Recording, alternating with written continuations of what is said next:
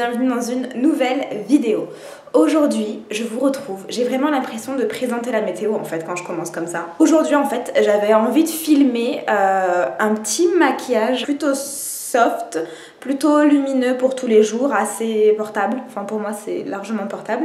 Donc j'aime bien commencer par flouter les imperfections avec le stylo de chez Bobbi Brown. Moi j'ai la teinte médium, en fait ça se présente avec un petit embout mousse. Juste de tourner une fois le produit, ça délivre la quantité suffisante pour normalement couvrir le visage. Donc c'est pas un fond de teint, c'est juste quelque chose qui va venir te corriger les imperfections. En fait ils ont voulu sortir ça pour faire genre le filtre Snapchat, tu sais, où t'as la peau toute nickel, où t'as la tête nickel. Je l'utilise beaucoup en ce moment parce que bon, ça a coûté une blinde. C'est pas mon truc préféré de chez Bobbi Brown. C'est pas faire largement les textures crème, etc. que ça. J'ai plus l'impression que c'est...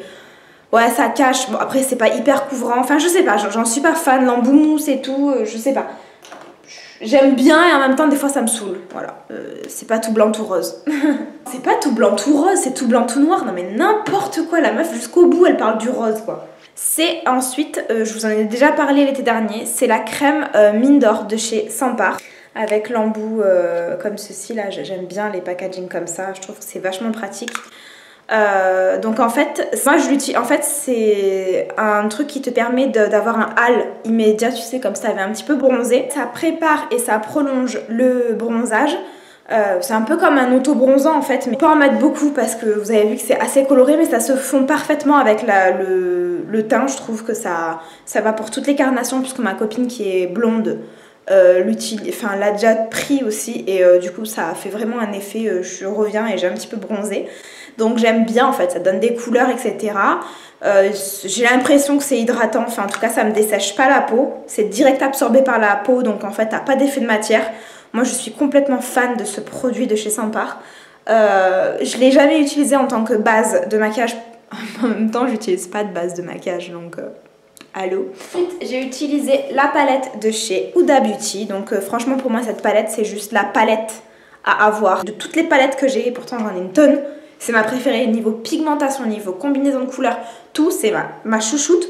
Donc j'ai commencé par le fard Moondust en fait, qui est un fard ultra lumineux avec des espèces de reflets un petit peu dorés. Donc j'applique ça sur toute ma paupière mobile en fait. Ensuite dans le creux de paupière, je viens mélanger Sandalwood et Shy. Donc en fait je mélange un espèce, à chaque fois je dis un espèce, ce marron là, Sandalwood, qui est un marron, je trouve qu'il va parfaitement sur les peaux un petit peu mat. Et je l'ai mélangé avec Shy, qui est cette espèce de rose. Voilà, je les ai mélangés pour redessiner en fait le creux de paupière, et ensuite je rapplique un petit peu de Moondust dans le centre de l'œil pour redonner un petit peu cette lumière, et j'estompe un pinceau propre pour que ça finisse bien et que ça fasse pas juste appliquer comme ça furtivement. Une fois que j'ai mis mon anti-cerne, je reviens pour redessiner en fait le ras de cils, et je remélange encore une fois Sandalwood et Shy pour redessiner plus précisément en fait. Du coup ça, je trouve que quand tu redessines en fait le creux de la paupière, ça finit le maquillage, et c'est... moi ça me plaît de faire ça comme ça, même s'il n'y a rien de ouf.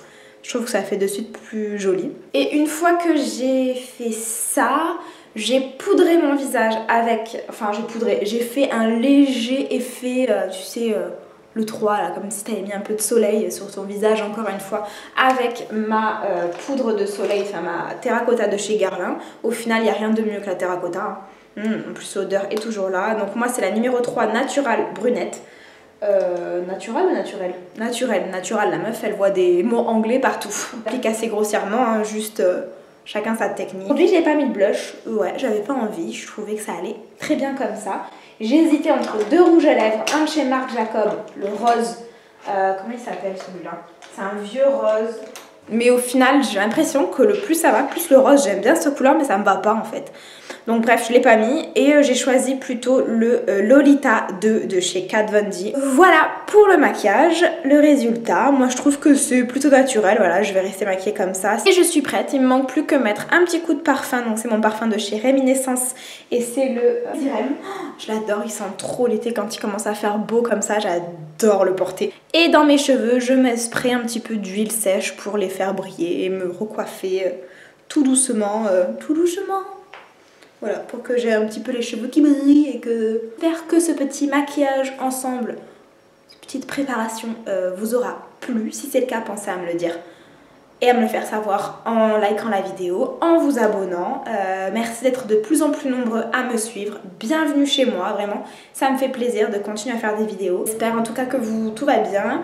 Je vous attends dans les commentaires. On se retrouve très vite dans une prochaine vidéo. Et en attendant, regardez les autres vidéos qu'il y a dans la playlist, histoire de faire connaissance.